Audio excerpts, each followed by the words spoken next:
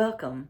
I'm Paula Strupeck Gardner, and I'm delighted to continue this conversation about intention with you. What they are, how they work, how to set them, and how setting intentions in our entire life changes our life in some amazingly wonderful ways. In the first video, I shared how so many of my students and my clients have confusion around intention, and I gave you some scientific information behind the brain and how it works with intentions. That link is in the description. In this video, I'm sharing my journey with intentions, how I came to set them, how I expanded that into every area of my life, and how it's made a difference. Offering you also some ways for you to set intentions in your life. So 28 years ago or so, I began studying yoga, began practicing. And early on, I began setting an intention. It was fairly formulaic at first. I want to feel more strong. I want to feel more flexible.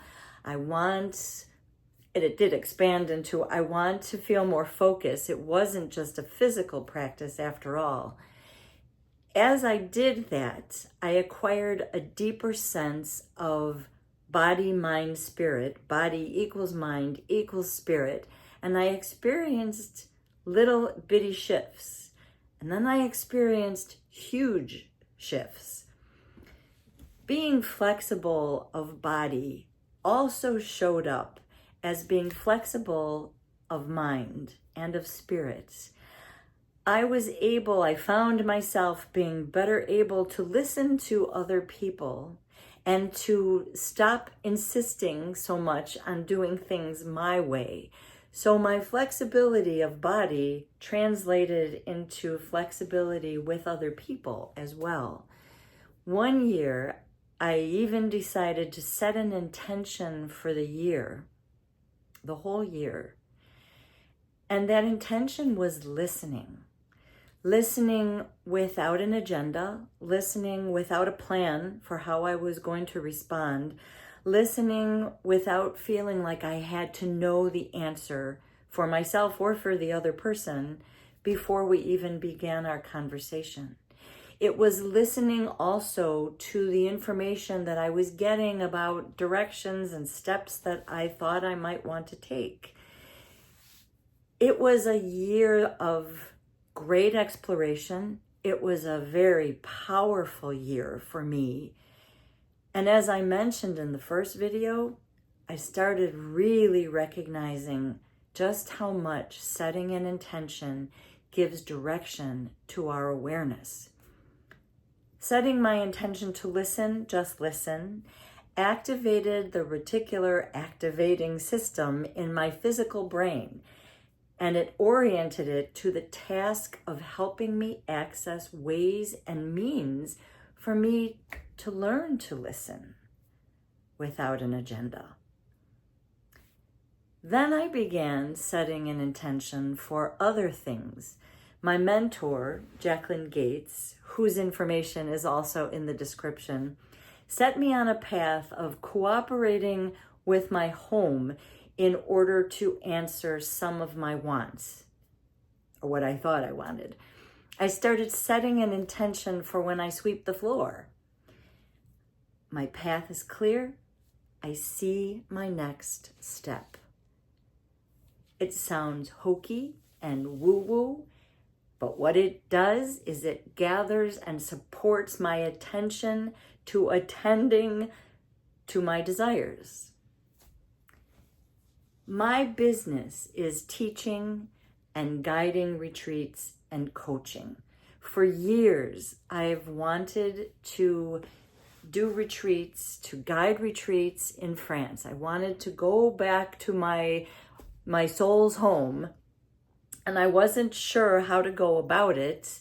I didn't know who to contact. I didn't know where to go. I didn't know anything. So I used my home to support me in my goal and my desire and my plan. It's a long story, but things and people found their way to me and I found my way to them. And now I do lead retreats in France and Italy, as well as in the US. Here's another example of how I use setting an intention. When I'm uncertain about something I'm considering or about a person or within myself, I clean my mirrors. And as I clean my mirrors, I say, as I wipe away the dust and film, I see clearly what is in front of me. I honor what I see. You can play with the words so that they reflect you and what you are looking to do. And or you can use those words to begin until you start to frame it in your own way. Here's another. When I feel lost, overwhelmed, or stuck, I find a drawer or a closet. There's always something there.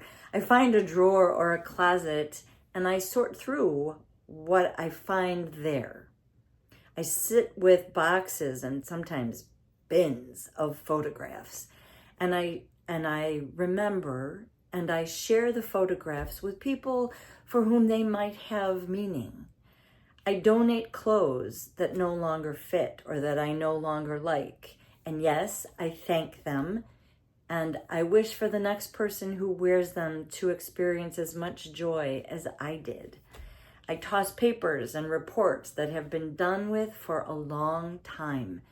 In doing all of this, I make space for me. I see where I'm going. I see the next step, and then I can take it. In Ayurveda, it's believed that when a person prepares a meal, the energy that they're feeling while they're preparing the meal goes into the food, and then the people who eat that food take in the energy that the cook felt when he or she was preparing that meal. So when we mindlessly prepare a meal, Lord knows what's going into the people who are eating the food that we prepare. But when we set an intention of lovingly preparing this meal, when we hold in our heart the people that we love who we're preparing the meal for, they also, when they eat it, take in that energy. It is love that reaches the people who are enjoying that food. So my very strong point is that you can use an intention in everything in your life. Begin anywhere that's easy for you. You'll feel a difference here and there, and then you'll feel a difference more consistently.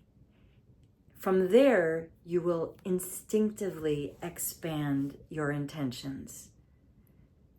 I promise you, you'll be amazed. And you'll be in awe of all you can feel, of all you can be, of all you can do, and how positively setting an intention impacts all that you are and do. Body equals mind equals spirit. We're all connected. It's all connected. You got this. And if this is confusing in any way at all, write me, because I got you. This soft moment has been brought to you by me, Paula Gardner. Join me in something, a class, a restorative session, especially join me on a retreat. Many blessings.